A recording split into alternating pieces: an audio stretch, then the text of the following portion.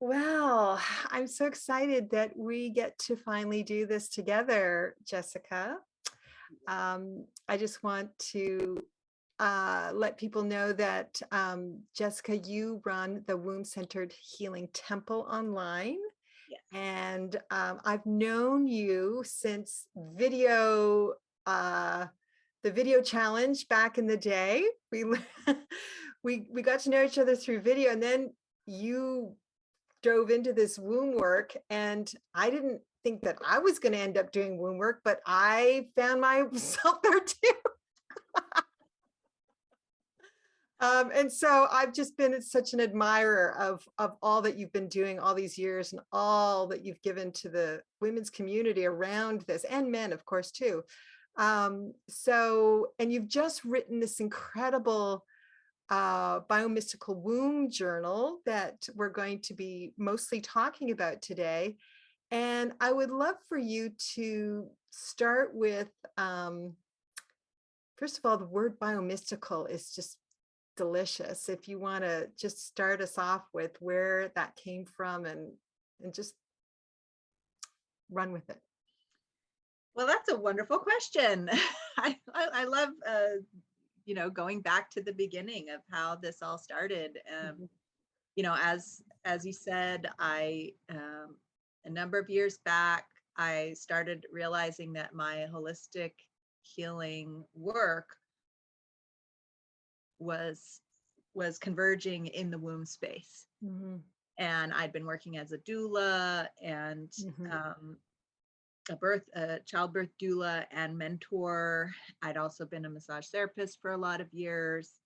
And I really understood the womb as the center of our being physically, as well as, and I was beginning to realize it was also the center of our being mystically.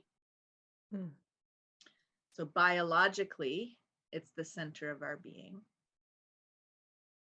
but it's also the center of our being mystically. And it started to click for me that that was the case when I started to realize that a concept that I'd learned through my yoga studies called the Purusha, which is an area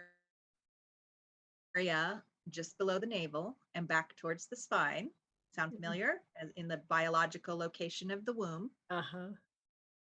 The Purusha, according to Hindu mysticism, is where we connect to our individuated divine self.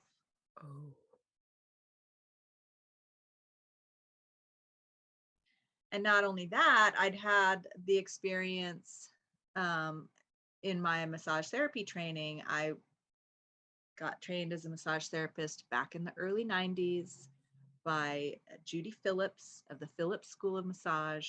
And she was a psychic minister. And she did the first week of massage training.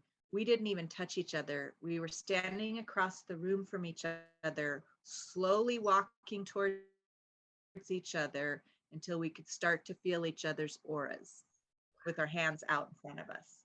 So she was very much into the energetic aspect of touch, and she was masterful in how she taught us about this. And she taught us anatomy by having us get into a deep guided meditation where we were feeling our bones and muscles on the inside through her vocal guidance with lovely music playing in the background, deep relaxation. And then she would plant the anatomical name of each bone or muscle into our subconscious mind. Oh my gosh. That is unbelievable. And she had this wonderful, skeleton, like one of the anatomy study skeletons that you have, right? But one of her students had made these beautiful satin little cushions in the shape of each muscle with Velcro to stick to the skeleton. So he had this satiny sensory little pillow muscles to like take on and off our skeleton. I don't remember what the name of our skeleton was, but they had some pretty pretty nice muscles, that skeleton. So, and I had studied psychology and yoga throughout college, and I had been writing poetry, quite mystical poetry, and it was gaining more mysticism as I had started getting into learning about the goddess. I had studied women's studies as a minor at UC Davis, and I had begun to and women in religion and religious studies. And I had become involved in Davis in the Wiccan community and started learning about the goddess and started learning about herbalism and the feminine spirituality community, and had gone to various gatherings of goddess worshiping women out in the woods, right? Nice. California. And that was like my zone. I found my zone. And so the mysticism of the biology was planting its seeds, and the biology of the mysticism, I was getting these seeds planted all along the way.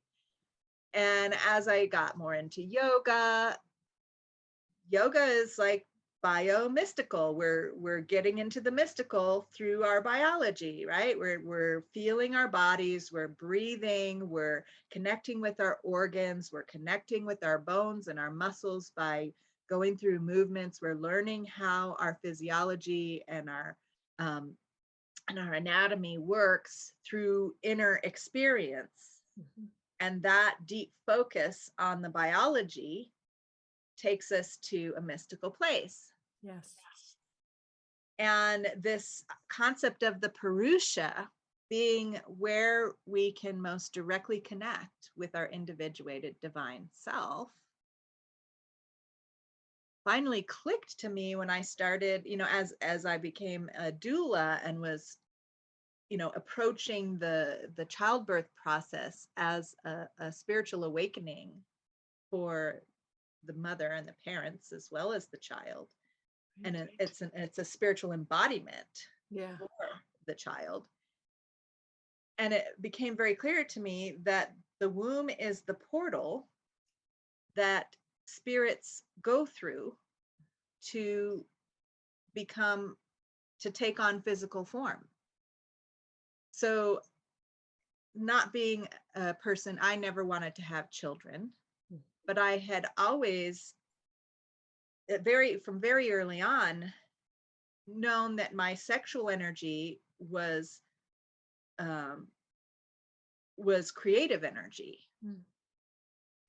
and if I let that creative energy flow from my womb, it was very clear to me that my writing came from my womb. Wow. And that was a bio-mystical. It was both biological and mystical, because the biological of the womb is this self-regenerative cycle of life generation, right? The menstrual cycle is this biological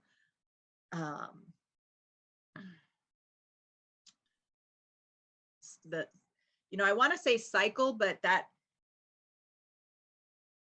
I feel like that doesn't have the right power to it. There's a momentum of our creative energy that creates, like a wheel rolling forward, that's perpetual motion. And it's self-regenerating. Got it. So when it is fully nourished, just like the seasons on the planet and the ecology of the planet, if it were fully nourished and if we were giving back to the seasons of the planet, it would be regenerating itself in perpetuity. The same with the womb. Unfortunately, we have been indoctrinated by patriarchal societal structures to exploit the womb, just as we are indoctrinated to exploit the planet and not give back and disrupt that self-regenerative cycle. Can you say how we're doing that? Well, think about all the shame involved around all the shame that we're indoctrinated with I see. around the menstrual cycle and around childbirth and around our Right. sexuality. That shame Yeah. suppresses the free flowing cycle of those energies of the womb. Beautiful. Okay, so what you're saying is you're inhibiting that self-regeneration by not valuing it, for one, and just saying, oh, you're just supposed to make babies and that's it. And you have Right. no knowledge of your womb. You're not connected to your womb. We'll take care of it. We'll cut this baby out of you. Yes. Don't think for yourself or have your own intuitions. And yeah, okay, got it. And certainly don't be aware of the mystical aspect Right. of the womb and how the womb is your most direct access point to your divine self. Certainly don't be aware of that. But it's so interesting because, I'm new to the womb world, but somehow I'm in it. So I'm in it. And I know this to be true. And yet I'm still, unfolding it somatically. And it's hard to share it with women because very few women are connected in this way to their wombs. Mm-hmm. Even women who work as doulas and have had children. Mm-hmm. I've had somebody tell me that now that they're in menopause, they don't really know what their womb is for. And I'm like, really? Mm-hmm. That shocks me, And so, there's other ways that women are connecting, like in yoga. It's not like it's emphasized that to be connected to your womb, it's through meditation and leaving, and, that's how they connect to the divine. So this is ancient, what you're talking about, and yet so not occurring right now. Right. Because there's this whole impulse of transcendence. Yes. In the spiritual community that says that the divine is somewhere else, out, yeah, away from the physical reality. Yeah.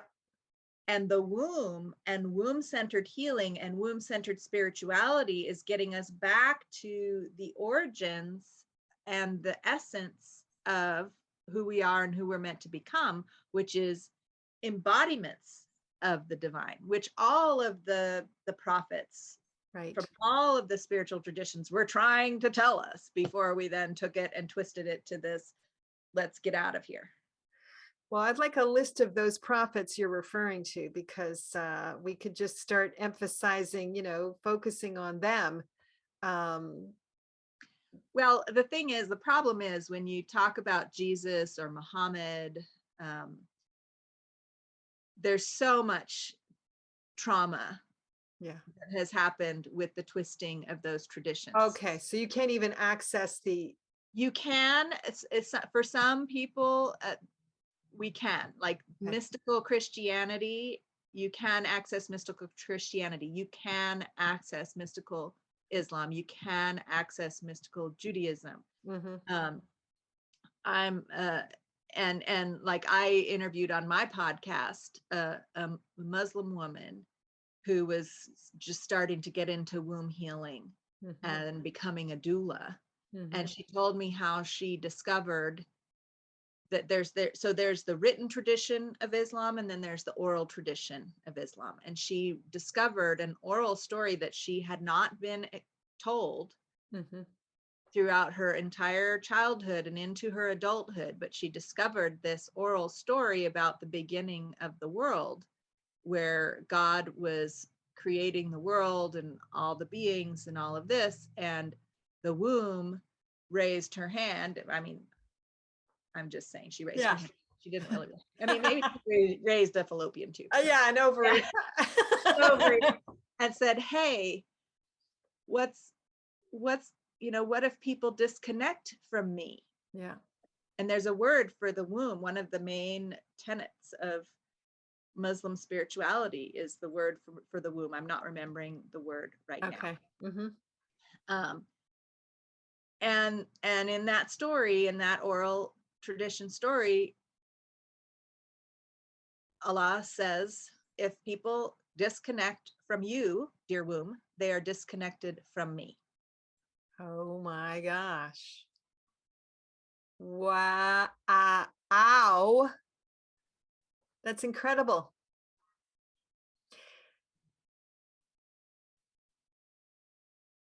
And so, because of all of the ways that womb connected, body connected mysticism has been, and that embodiment of spirit mysticism has been thwarted and twisted and exploited and all kinds of ways with patriarchal focused religions. Yes.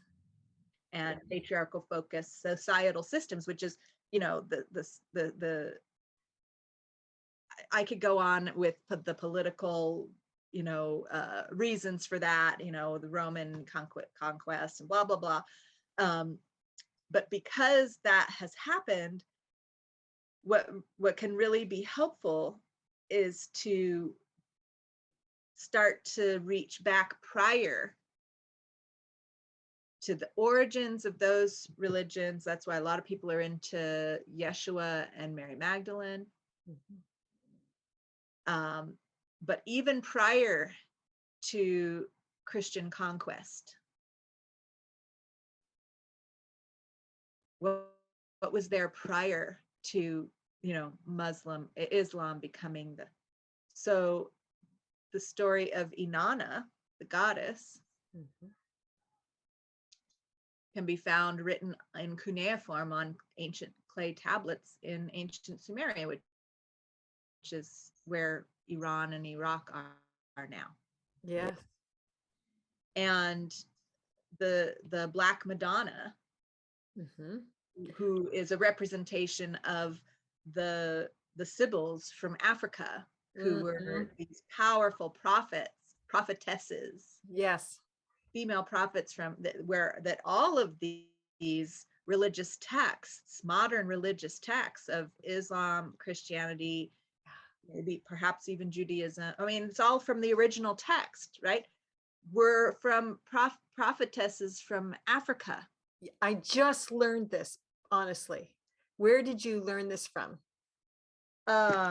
There's a book called The Sibyls. Is it Mami Wata about, Mama Zogbe? Yes. Just found that book and it's rocking my world. That's fantastic. Got it. And so, and then it was appropriated into the patriarchal versions of these, but a lot of the wisdom, if you get to the essence of it, if you get to the goddess of it, if you start tracing back the roots of these mystical traditions to where the goddess was included, right, and not just from the stories where she's being raped. And there's a lot of stories when you go back to a certain time frame. When the Greeks were taking over, there's rape of Persephone and all of them. Yes. Those stories are telling us about the early days of patriarchy. Indeed. where the female power was being subjugated. Absolutely. But if we go back prior to that, and a great book for folks who are interested in learning about this from an archaeological perspective is called The Chalice and the Blade by Rhiann Eisler. I feel like I'm going to start making it required reading for my apprenticeship. I need to reread it because I read it ages ago and I'm in a whole new place. So I think I'd get it on a whole new level. Yes. That's and great. She says that archaeologically speaking, there, prior to a certain time frame, like, so many tens of hundreds of thousands of years ago, prior to that, all of the archaeological evidence of human society had female forms as their divinity, and there was no sign of mass warfare and violence between peoples. Right, absolutely. Maria Gimbutas is also, of course, in that. And then as soon as, and then you can see when the tribes started making violence with each other and taking taking over each other's land and blah, blah, blah. And there's this, long history of violent patriarchal society asserting itself. Right. And there's Right. even a theory about why that happened that makes sense to me. And that theory is that the asteroid that hit the planet and made the Gulf of Mexico Oh. created a collective trauma, that humans were alive then, and there was a collective trauma that and a planetary trauma that knocked the planetary axis at an angle and created seasons. There weren't seasons before, So huh? that because the axis was parallel to the sun. Oh, wow. Yeah. And that angle created seasons, and that the trauma that happened with that asteroid, if you look at how these patterns of violence keep repeating themselves despite so many people waking up to how harmful it is, and why are we still doing this, that sounds very familiar to trauma survivors who have gone through a recovery process on an individual level, like myself. So it makes 100% sense that as a collective species, having experienced a collective trauma, that we would have come up with some adaptive strategies that were adaptive to get through that initial trauma, like it was as an individual in our childhood. We come up with adaptive strategies that then later, as we get older, those adaptive strategies are no longer adaptive, but they're deeply ingrained, and it's hard as heck to change them. Right. And we really have to work at it. And that's the phase we're in now. Right. As a species, as a collective species. And it often has to take us to the brink of, like, we either need to find a new adaptive strategy for who we are now, or it's going to take us out. So you're saying the adaptive strategy was to start like being in this sort of survival mode and fighting people to grab as much resources as we could. And okay, got it. Yeah. So, so what brought you, so this book, let's get back to this amazing book. Okay. This is a very interesting book, and it's not what you intended in the beginning to do. You So got that right. I would love to hear that journey, because it is so interesting, and I've never seen a book like it, where you are so asked to participate in the book, because it's a journal, but it's a journal on steroids, if I can use that term. Let's say it's a journal on adaptogens. Let's say adaptogens. I like that better. It's a journal on adaptogens. Yeah, I mean, it's very unique, and I know you shared a little bit about the journey. I heard that it was like, oh, it's supposed to go like this, supposed to be a book about this. Oh no, now it's becoming a journal about it. So I'd love to hear. Yeah. So what happened was, as I was, as all of my lifetime, opposed to, 20, 25 years of work and holistic healing with the womb, with my womb wisdom guiding the way, even though I didn't know that was guiding the way Right. at first, right? And coming to the realization after, actually finding some mentors who were doing womb healing work, which weren't really available prior to that. I mean, I did have one at a period of time. She just did a weekend workshop, and that was it. That's all she had. Right? And so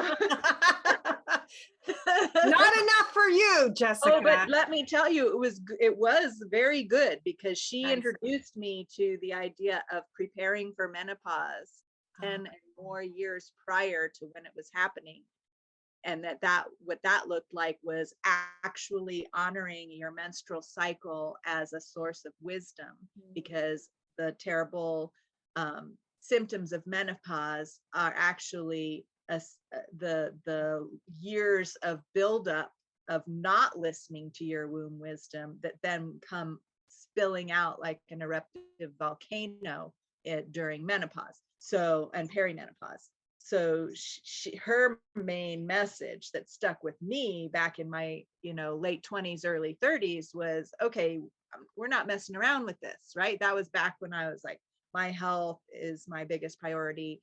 And, I'd just been witnessing my grandmother struggling, and then later my mother struggling with menopause and whether they take, synthetic hormones or not. And I was all into like healthy diet and yoga and all this stuff. I still am in a different way, but and herbal medicine. It was my herbal teacher that was into that. So anyway, fast forward to, okay, I had let that inform me on my own without any mentoring. Right. And I had been, focusing on that at my core, even though all my mentors were, Yoga, teachers and this and that, the other thing.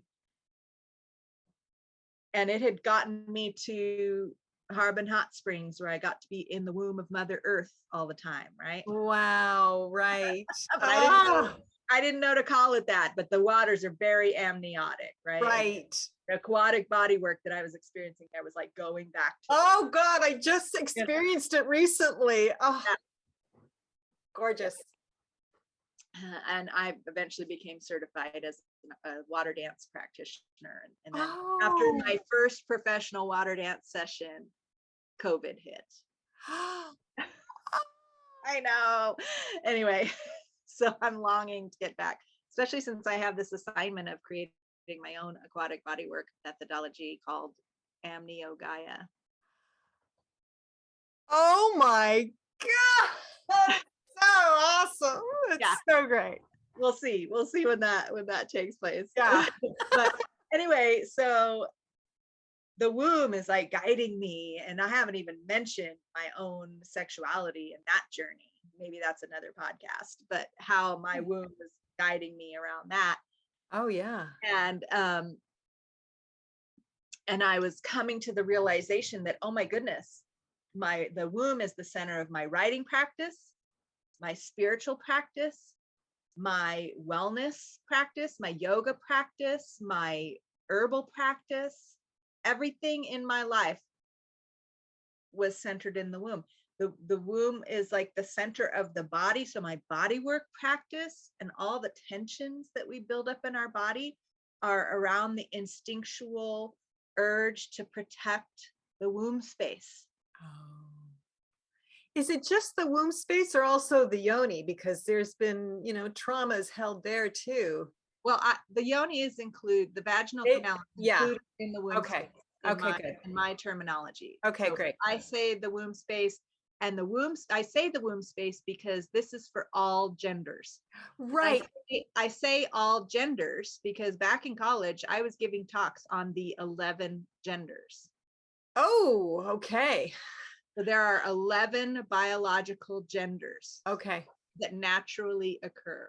And I just want to say that was one thing that struck me right off the bat of your book, is how inclusive you were about, let's just say, one gender, the male gender, and the womb space, because I know this is a soft spot, a hard spot for some feminists who think it's taking away the womb when you say that all genders have a womb space. They're very protective, like, oh, they're just taking it away from us. And I didn't get that from your writing. I got a whole new understanding of it's. Anyway, would you just comment on that right now? Yes, and I definitely have a lot of compassion and empathy for people who feel the need, for women particularly, who feel the need to cherish and protect the womb space and ownership of that power for women exclusively. And I feel like that is an important part of the healing process for women particularly. Right. And I also feel like the womb, the wisdom that comes through my womb, is making sure everybody's needs are met. And I feel like if that the healing that is intended with that impulse cannot fully happen unless men also heal their womb space. And unless people of all genders, transgenders, genderqueer, all the variations of gender also heal the womb space. And as you say in your book, it's that area in general. It's not so much that they have a womb, but it's where their creational center. That's right. Yeah. And one of the initiatory practices, one of the core initiatory sustaining practices of patriarchy is circumcision. Male circumcision. Yeah. So that's a wounding of their womb space, basically, is what you're saying. It drastically changes the brain chemistry. Oh my God. Yeah. Whoa. Yeah, I'm getting chills on that one. And so, and I've had, well, that's a whole nother story that we probably don't have time for today. But so my womb wisdom is guiding me to be inclusive, and it's also guiding me to assure, to somehow find a way to assure women who don't want that to be erased, their womb power to be erased by that inclusivity, to assure them that that's not what's happening in my approach to it. In your approach to it, I'm not saying that it might not feel like that's what's happening with other people's approach to it, that there may be some that I want to validate that experience too, because I've had people tell me about people who are being inclusive in such a way that does erase that ownership, that claiming, that reclaiming, that reclamation of feminine, female, womanly womb power. And that's not my intention. And I do my best to have wording in the book that hopefully doesn't re-stimulate that trauma or that fear as much as in other that as much as people may have experienced in other communities. So I don't know how successful I will be with that, we'll see. But that's my intention, is what I just described. Yes, that's beautiful. In order for any one of us to heal, we all must heal.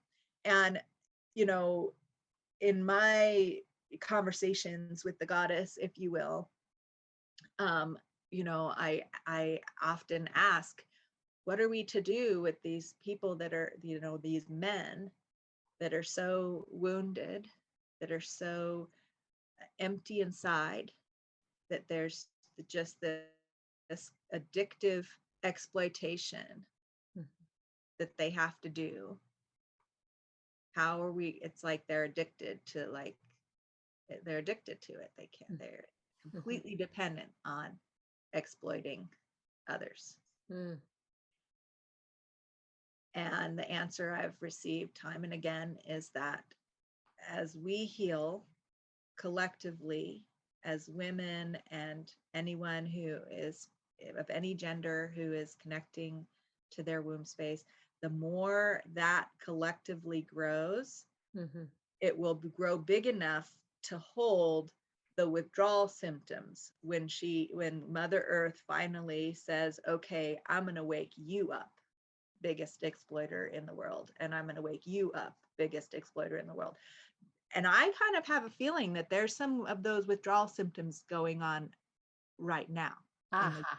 And that's what some of the turbulence and political turmoil and violence that we see is all about. That's the withdrawal symptoms, and of the beginnings of saying, okay, you're not going to exploit us anymore. Taking away that drug. Right. You can't exploit the planet anymore. Right. You can't exploit your fellow human beings anymore. Beautiful. This has to stop. Right.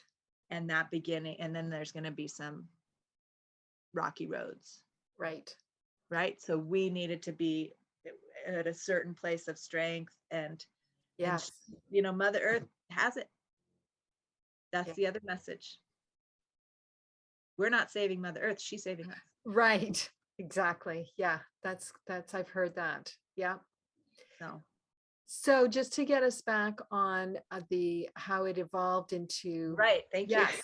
No worries, because it's going to tie in with the whole writing thing, which is That's so right. important.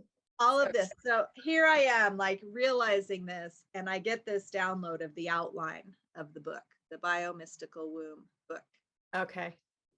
And I'm like, okay, this is a healing modality that's unique, that I'm meant to create. How am I going to do this? I couldn't write it just out of the blue without getting feedback from other beings that it was something desirable, something that others wanted to engage in. So I said, okay, I'm going to create a healing program, an online healing program called the BIo Mysitical Womb Apprenticeship, based on this outline.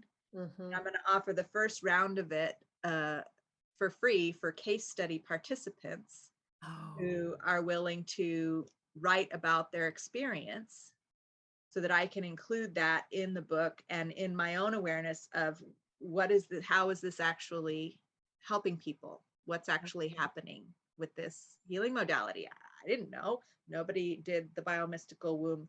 I mean, it was happening in my life. Yes. But like it was out, it was like a new baby, right? Yes. You don't know this new baby, and here it is, and it's this new being that's like teaching you how to do it, right? Right. And so I sort of created my own PhD program, if you will. Amazing. Where it was like I knew I had a thesis, but I needed to do some research, and I needed students to practice teaching it to. And so I had a group of people sign up, and they wrote on a regular basis about their experience, and I was writing all along the way, and I had a series of questionnaires to help them to write about it, and I was writing on these questionnaires, and part of the process was a weekly writing workshop called Writing from the Womb, which was another book I was supposed to write, but I had to write a book with that process before I could write the book about the Writing from the Womb process, right? I started to write the Writing from the Womb book before I had written this other book, and I stopped and I write, wait a second, I have to try this out first before. And it was based on what I'd been doing my whole life, but I was just learning to articulate it, right? Yeah. I'd been, I talk about it oftentimes from the age of 13 when somebody gave me my first journal. It was beautiful. It was like sky blue with clouds and rainbows on every page and a rainbow ribbon as the bookmark. That was my first journal. And I was 13 years old, and I started writing poems about my crush of the day, right? My boy crush of the day. And after 3 or 4 pages of that, I was like, well, this is boring. This is boring. And so I started writing to the divine. I started just writing these, I wish I had that journal still. Oh, I bet you do. Precious. And then I got my next journal that fell off the bookshelf at a bookstore. Remember those? Oh, yeah. Into my hand and would not go back on the shelf was a goddess journal where each segment had a beautiful painting of a beautiful goddess with her name and some cultural things, just very little paragraph about her, not huge stories or anything, just like what the artwork represented, right? And then blank pages. And I started writing these prayers to each of these goddesses. And so that this writing process, and then there was a process with my dreams, and there was always this process of feeling an emotion, a feeling of some kind rising up inside of me. And it was like one of those 8 balls, you ask a question and you shake it and that little thing comes up and finally it comes clear in the window. Yeah. That was it was rising up through the dark waters of my being, and then the word would be there, the next word to write. Wow. And that's how I've always written.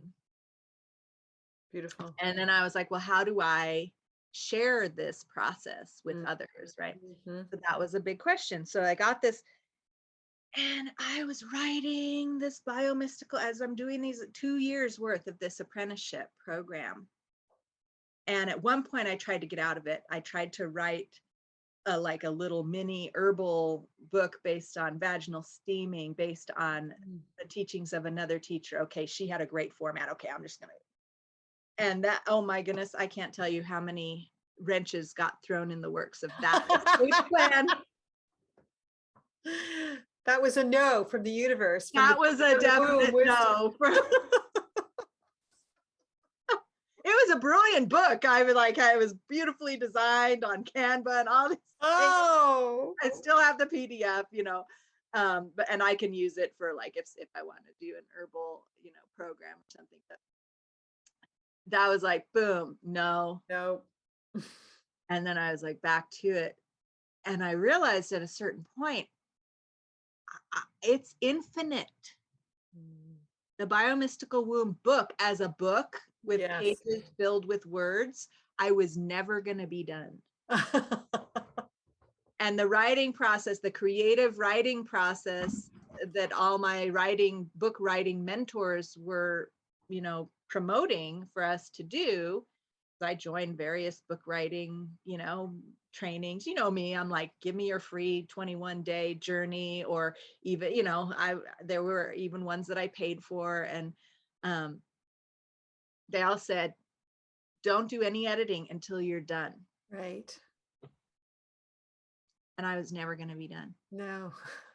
Even just the first segment, ancestral healing, I kept writing, and then I was filling in the blanks of my great grandmother's life story, and then I was filling in the blanks of her mother's life story, and then I'm like, when is it done? And then I had another ancestor that I started writing her life story based on, and it's like, it's infinite. And that was just the first segment of the book. It was Right. never gonna be done. No. And then I realized that the only way to write an infinite book is to get help.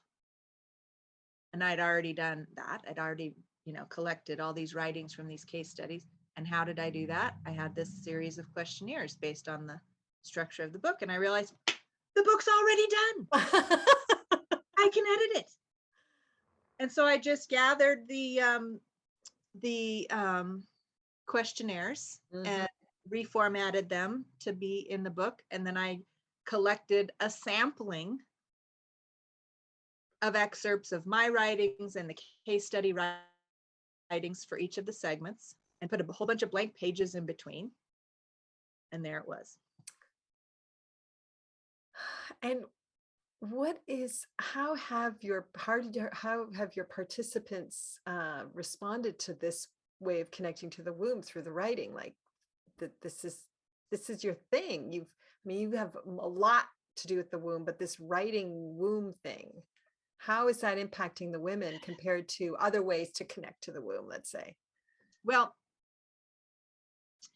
I have one writing from the womb participant who pretty much has been coming to all of my writing from the womb workshops since I started leading them. And they're weekly, by the way, on Sundays. Sometimes I have them listed on Eventbrite, that folks can reach out to me if I don't happen to have it listed. Currently, I don't think I have a current listing on Eventbrite, but they're still happening, even if they're not on Eventbrite. So unstoppable. Right. So folks can, because it's me, it's nourishing me, and to answer your question, it very quickly becomes an internally guided process. And that's one thing that I learned from all of my experiences in holistic healing and wellness, is that one of the foibles that is very easy for wellness practitioners and spiritual teachers and all of that to fall into is actually thwarts their students' progress is that they become the authority and the expert and don't empower their students and clients to find their own inner wisdom themselves. Beautiful. And that requires a continual stepping back, Right. which is very difficult to do when, you know, we feel this creative energy flowing forth, and oftentimes we really, because of our own trauma, I speak for myself, but I imagine, I know this is true for lots of holistic healing practitioners that I've witnessed and experienced, that our own trauma of needing to be, of not being recognized or being silenced can then fuel this overcompensatory need to be recognized and appreciated and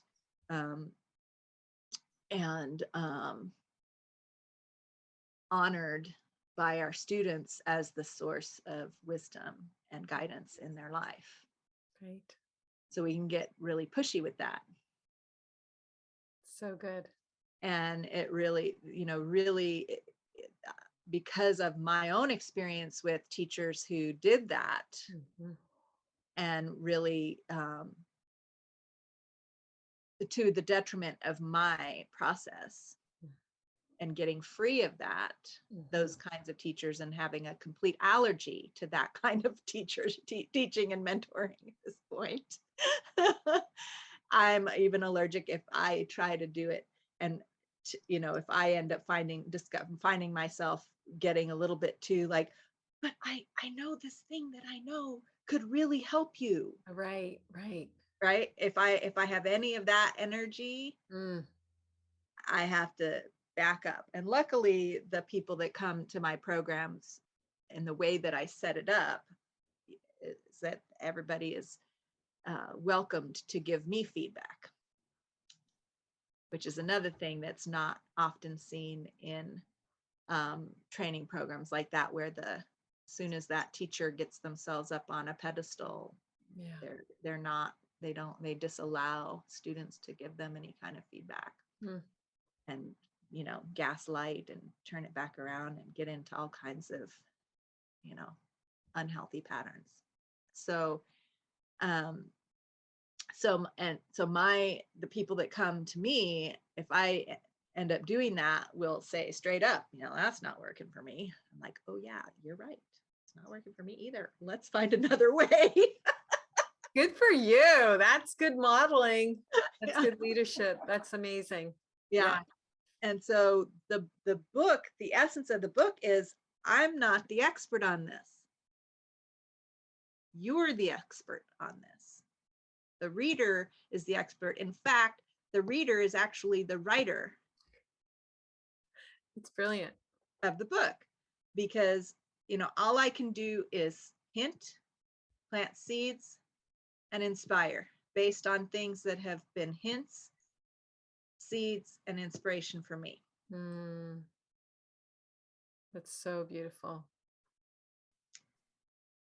And I don't enjoy reading books that have it all spelled out and all that, you know, I don't read that kind of books anymore. Right. I read the first paragraph. Right. Or first chapter. Yeah, you take it and then you get to do something with it instead of being shoveled in. Yeah. That's wonderful. Really, really wonderful. So what have you noticed in the transformation of this? Like, you have that one participant who's done it all the way through, and all the others, how is it impacting them? So what I've noticed about the people in the BIo Mysitical Womb Apprenticeship program, everybody has a different journey with it. Yeah. Okay. And like, the writing is one aspect of it, and it's a central aspect for me.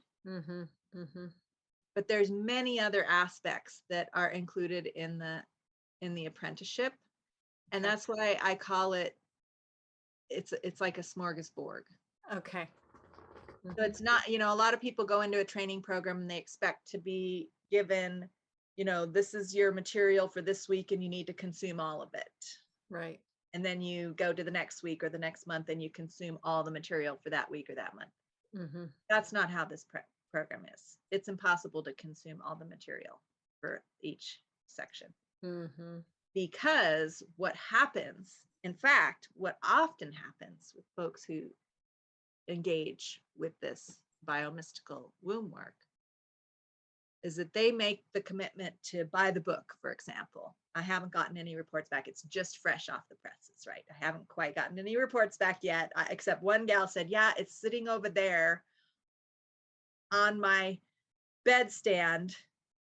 And it's a big thing. It's like this, it's like a heavy thing, right? It's like over 800 pages. It's bigger than all of my textbooks over here on my and she's been going through this huge energetic transformation without even opening the journal. Now, I won't claim that the journal is doing that, but I've heard that experience time and again from participants in the biomystical womb apprenticeship. That they just, all they did was sign up and commit to the program. They didn't even engage in any of the practices. They didn't read any of the materials. They didn't come to any of the live calls because their whole life is now changing. Wow. Yeah. And I've had people have to write to me after the first, few months of the program saying, my life is going in this whole new direction. And I'm, and I'm not going to continue with the program. Or I've had people go through the whole program, not engaging with any of it, but saying to me, I need one-to-one support. So then I get with them regularly one-to-one, and we just have mutual support calls because I need support too, right? So I'm not like over here the teacher and you're over here the student, so I'm only going to support you. That's a recipe for burnout if I have ever heard one, right? So yeah, like mutual support. They get to see how I'm integrating and embodying this healing work by me sharing and them supporting me with their wisdom that they already have. Beautiful. They get to feel their own wisdom being helpful for someone else. And then they get to feel my wisdom being helpful for them. And that's all I do with them. They never engage with the other parts of the program either. And then I have people that are showing up for every single one of the live calls, and their lives are like, this one of my apprentices, she was living in Australia, then she moved to Europe, and then she moved to another country in Europe, all within the span of this apprenticeship program. Wow. And then other people are just steady living their lives, but really receiving it in an inner way, and that gestation of what's the new creation in their lives, and that affirmation of their own inner wisdom then starts to guide their lives in new directions and really bring alive what their essence is. Wow. So I hope that answers your question. Yeah. Yes. I'm really getting how deep the field is that you've created, and the book alone and the commitment to the work creates deep transformation. Yeah. And just to give a little synopsis of what it's about, because Good. I've been talking in real general terms. Right. Good. Is the book takes us through a journey of initiations, womb-centered initiations that were neglected or abused or exploited throughout our life cycle. And you don't have to do that linearly, because a lot of it is retroactive. We're going back to revisit the time before we were conceived, the moment of our conception, the moment that, our gestation in our mother's womb, our birth, our childhood, our menarche, first menstruation or maturation of our sexuality, our initiation into sexuality, our initiation into partnership, our initiation into parenting, our creative power coming to fruition, whether we're parenting children, whether we're birthing a creative project. How are we initiated into that? And revisiting, and then our initiation into, there's a phase between that initiation into our creative juice, and then that there's a phase of really sorting through and finding our soul purpose. So I guess we can call that soul purpose activation. And then soul purpose fulfillment. And that's all paralleled with phases of our life cycle, but we're not doing them in the order of the life cycle, because we haven't been doing that since prior to patriarchy. So we get to go back, and based on the nonlinear wisdom of our wombs and what's happening in our lives. And, today, it might be about ancestral healing and getting in touch with our family lineage and the ancestral wisdom that comes through for us right before we're conceived about our soul purpose. Or another day, it might be revisiting and reinitiating ourselves into our sexuality, our early days of sexuality, reclaiming those moments from whatever they were to whatever we would like them to be. So, all these different ways, and it can, be this wonderful journey of reclamation. Yeah, totally. I mean, it's so thorough and profound what you've offered in this BIo Mysitical Womb Journey. What about for people who don't think that they can connect to this womb wisdom, how do you make it more accessible to them? Because it's a little daunting, it's not something that everyone just sort of dives into. Well, there's one practice that it all comes back to. Okay. It's the beginning, the middle, and the end of the entire thing. And it's called womb listening. Listening, right. It's beautiful. And so just trusting whatever comes through there, however little. The thing is that womb listening is, even though it sounds simple, it can be quite a reclamation, because we've been taught all kinds of things about what it means to meditate. That aren't necessarily true. We've been taught all kinds of things about our imagination and its validity or lack thereof. We've been taught all kinds of things about our mind and its validity or lack thereof, our thoughts and their validity or lack thereof. And everybody's in a different journey with that. So, that's why I love to have live calls where I can lead these kind of meditations and help people sort out what's coming up for them when they attempt to do womb listening. Great. And affirm that actually that is something that's valid.